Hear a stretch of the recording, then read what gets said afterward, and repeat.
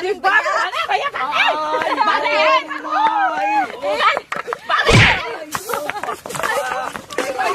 भैया ये सार कहीं का जोरे मत के आई हो माई अब तो क्या मुआई मत की घबरो मत तो हमके देख हम क्या कर ये क्या सब मुआई मत खपा के मार क्या फरसा से काटा बात मोटकी के चाहिए रही चाहे हम रही निकले भाग रे भैया भाग तो माई भाग रे भागा हो। अरे भौजी घर में रहिए आए थे भौजी। अरे मैं बूढ़े भैया ये कम का कहानी है तो के मना कहीं की पेट की मत पिया बुढ़वा का तब लेके पी लेला हमके लगा था चिल्लाते आवा था भागा जल्दी चलो, भागी, और चलो, निकाल दे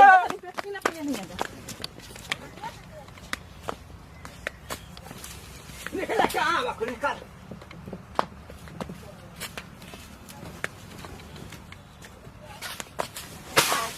ये ना तब तक अच्छा घंटा तो खा ले वाला हाँ